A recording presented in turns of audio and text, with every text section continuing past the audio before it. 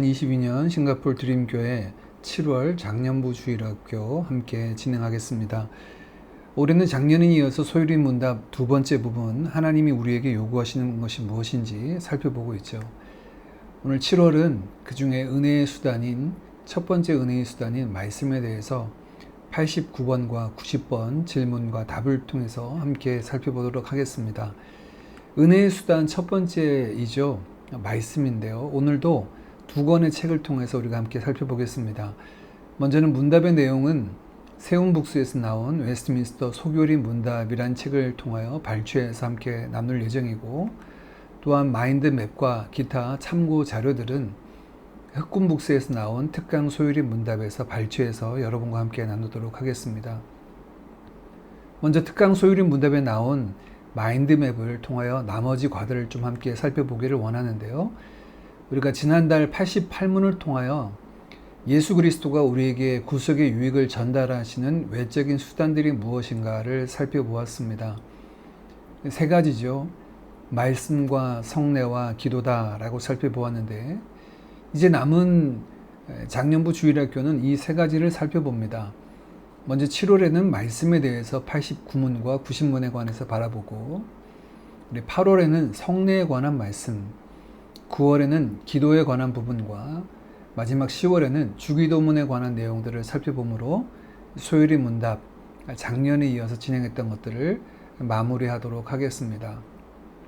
이 은혜의 수단들을 좀 자세히 좀 살펴봤으면 좋겠습니다. 우리가 지난달 살펴보면서 믿음과 회개와 은혜의 수단, 예수 그리스도께서 이루신 그 구원을 우리에게 효과적으로 적용하는 도구들 세 가지를 나누었죠. 말씀과 성례와 기도. 우리 개신교에서 성례는 세례와 성찬을 말씀합니다. 먼저 7월에는 이 말씀이라는 부분을 89문과 90문을 통해서 살펴봅니다. 외적인 방편으로 처음 언급되고요. 말씀이 어떻게 구원에 유효하게 되는 방식에 대해서 89문에 대해서 함께 살펴보고, 그 말씀을 받는 우리의 마땅한 자세가 무엇인지 90문에서 다룹니다. 우리 다음 달에는 성례에 관해서 다루게 됩니다. 성례는 세례와 성찬이죠. 이것에 대해서 91문에서 97문에까지 이어서 다뤄지게 되고, 마지막 기도에 대해서 98문은 9월에 대해서 살펴보고, 99문부터 107문까지 주기도문은 10월에 살펴볼 예정입니다. 오늘 먼저 89문에 관한 내용들 함께 살펴보도록 하겠습니다. 89문 문제입니다. 말씀이 어떻게 구원에 효력 있게 됩니까? 이에 대한 대답은 하나님의 성령께서 말씀을 읽는 것, 특히 말씀을 설교하는 것을 구원에 효력 있는 방편으로 도구로 삼으십니다. 이것은 죄인들을 깨닫게 하고 돌이키게 하며, 또한 믿음을 통해 구원에 이르도록 거룩함과 위로 가운데 그들을 굳게 세우는 방편입니다. 라고 되어 있습니다. 하나님께서 성경을 우리에게 주셨죠. 옛적 구약에는 선지자를 통해서 주셨고, 또 신약은 사도들을 통하여 말씀을 주셨습니다. 우리는 기록된 성경이 하나님의 말씀으로 믿고 바라보고 있죠. 성경을 기록한 것이 사람이 아니라, 성경의 기록자들이 아니라 성경의 저자는 하나님이시기에 우리는 성경을 하나님의 말씀으로 받습니다. 하나님은 성경을 기록할 때만 영감하신 것이 아니라 성경을 읽고 바라보고 있는 우리에게도 함께 하시죠. 바로 우리가 성경을 말씀을 읽을 때, 그 말씀을 설교하는 것을 들을 때 성령께서 감화하시고 역사하시고, 또 특별히 조명하여 주셔서 그 말씀을 밝히 깨닫게 하시고, 또 그로 말미암아 우리를 믿음을 통해 구원에 이르게 하시며 거룩함과 위로 가운데 굳게 세워 가십니다. 말씀을 읽는 것, 또 특별히 말씀을 설교 가운데 듣는 것 통해서 성령께서 역사하시죠. 내가 읽는다고 해서, 내가 설교 말씀을 듣는다고 해서 우리의 신앙에 유익이 될까? 예, 그렇습니다. 하나님께서는 이미 이루신 구원 사건을 말씀을 통하여 기록하셨고, 기록한 말씀을 읽고 듣는 우리에게 성령을 통하여 역사하셔서 깨닫고 돌이키게 하시며 믿어 구원에 이르게 하시고, 구원받은 우리가 거룩함과 위로 가운데 굳게 세워가시죠. 아래 마인드맵을 보시면 성령께서 효과적으로 사용하신 수단이 바로 말씀이다라는 것이죠. 말씀을 어떻게 하는 것입니까? 말씀을 읽을 때, 특히 설교하는 것을 들을 때 무엇에 효과적인가? 죄인의 깨달음과 돌이킴, 그리고 그들을 굳게 세우는 데 효과적이다. 그 결과는 우리를 구원에 이르게 하고 믿음을 통하여 구원에 이르게 하고 또 굳게 세워 가신다라고 하죠. 말씀을 통해서 한번 확인해 보겠습니다. 먼저 시편 19편 8편 말씀입니다.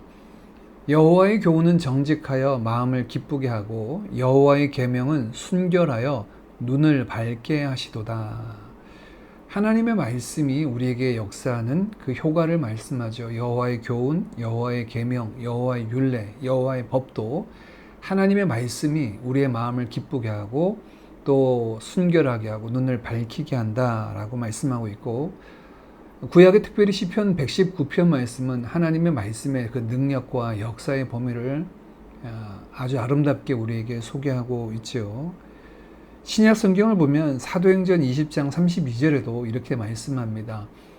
지금 내가 여러분을 주와 및 그 은혜의 말씀에 부탁하노니 그 말씀이 여러분을 능히 든든히 세우사 거룩하게 하심을 입은 모든 자 가운데 기업이 있게 하시리라. 바울의 이야기죠. 바울이 말씀을 듣는 자를 주와 및 그 은혜의 말씀에 부탁한다 라고 말씀합니다.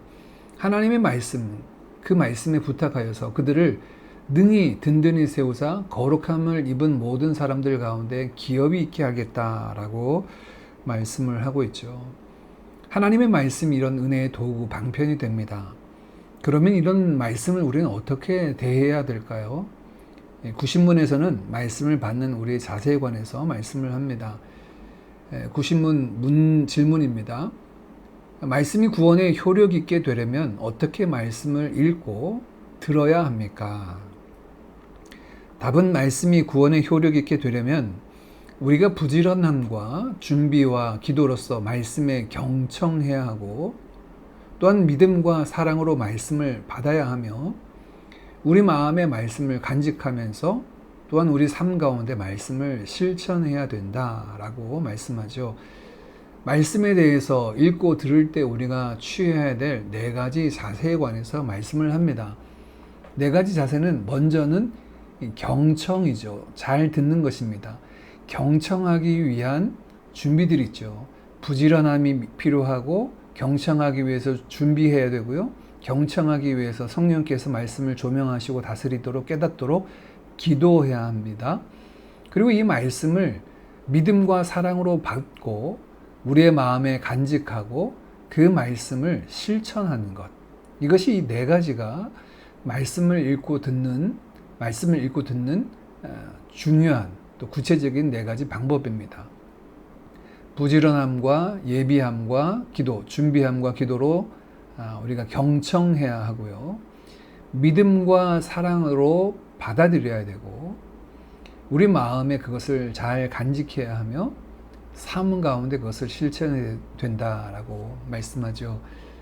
실상 우리 가운데 있는 믿음은 하나님과 그 아들 예수 그리스도를 향한 믿음이기도 하고 동시에 그 하나님께서 주신 말씀에 대한 믿음이기도 합니다. 믿음이 어리고 또는 믿음이 없는 자들을 보면 하나님의 말씀이 믿어지지 않는 경우들을 보게 되죠. 즉 믿음이라고 하는 것은 1차적으로 그 대상이 말씀인 것을 알 수 있습니다. 이 말씀을 대하기 위해서는 우리는 부지런함이 필요하죠. 그냥 그저 그런 말씀으로 대하는 것이 아니라 부지런히 찾고 읽고 또 듣는 것이 필요합니다. 준비함도 필요하죠. 특별히 설교에 대해서 듣는 것에 준비를 부탁드립니다. 어떤 준비가 필요할까요? 우리 교회는 한 주 전에 다음 주 본문을 나눠주죠. 그 말씀을 미리 살펴보고 주일 전에 그것을 읽고 그 말씀에 대해서 묵상하는 것들이 필요합니다. 또한 말씀을 받을 때 사람의 말이 아닌 하나님의 말씀으로 받도록 기도로 준비하는 것이 필요합니다. 누구누구의 견해, 의견이 아니라 그 시간 내게 주시는 하나님의 말씀으로 받기 위한 준비이죠. 믿음과 사랑으로 그것을 받고 마음에 간직하고 실천하는 것이 필요합니다. 이에 대해서도 우리가 말씀을 통해서 확인하겠습니다. 먼저 베드로전서 2장 2절 말씀입니다.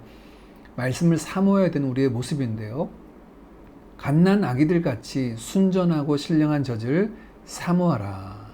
이는 그로 말미암아 너희로 구원에 이르도록 자라게 하려 함이라.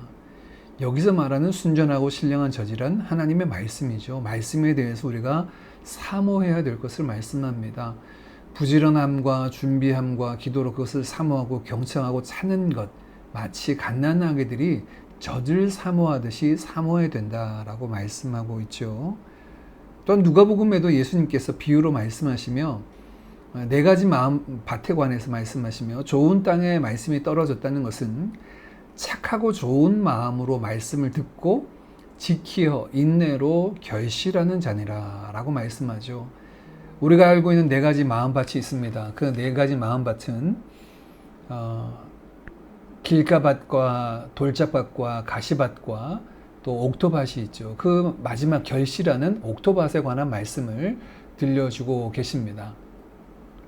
그 옥토밭, 좋은 땅의 마음은 바로 착하고 좋은 마음, 믿음과 사랑으로 그 말씀을 받고 마음에 간직하고 지키어 인내로 결실하는 자가 바로 좋은 땅에 떨어진 옥토밭이다 라고 말씀하죠.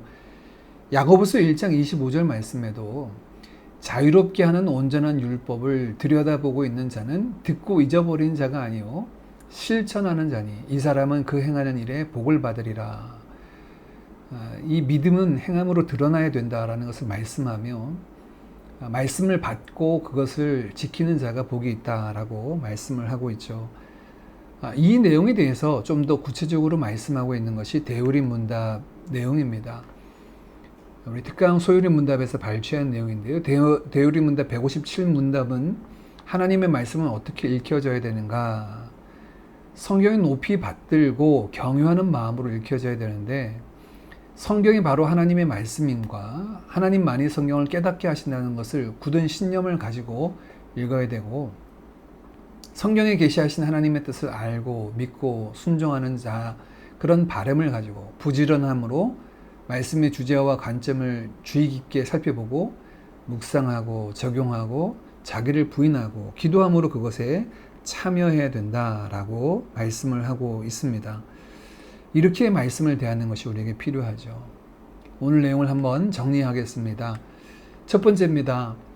하나님의 말씀인 성경이 우리에게 은혜의 수단이 될 수 있는 이유는 무엇입니까? 무엇이죠? 하나님의 말씀의 기록자인 성령께서 우리로 하여금 조명하여 주셔서 그 말씀을 깨닫게 하시고 또 마음에 새기게 하시고 말씀을 따라 순종케 함으로 우리에게 은혜의 수단이 되게 하신다. 성령의 역사가 말씀을 통해 나타나기 때문이죠. 두 번째입니다. 은혜의 수단이 되는 말씀을 대하는 우리의 자세에 대해서 성경이 말씀하는 네 가지 자세는 무엇이고 또 이 중 우리 자신이 조금 더 힘써야 될 부분이 무엇인가요? 네 가지 중에 우리가 잘 하지 못하는 부분들이 무엇인지 함께 살펴보기를 원합니다. 마지막 세 번째입니다. 말씀을 통해서 받은 은혜를 우리 다른 사람들과 함께 나눠봅시다. 내 마음에 새기는 것도 중요하지만 받은 바 은혜를 함께 나눌 때 우리 가운데 역사하시는 하나님의 은혜가 더 풍성하게 우리 자신에게도 누려질 뿐만 아니라 또 다른 이들에게도 함께 공유될 줄 믿습니다. 주의 말씀과 함께하는 자가 복된 인생입니다. 시편 1편 말씀은 복 있는 사람은 2절 말씀에 여호와의 말씀을 율법을 주야로 묵상하고 즐거워하며 나아가는 자다라고 말씀하고 있죠. 우리 모두가 하나님 말씀을 기뻐하고 즐거워하는 복된 인생 되어지기를 간절히 바랍니다. 수고 많으셨습니다. 우리 다음 달에도 함께 살펴보도록 하겠습니다. 감사합니다.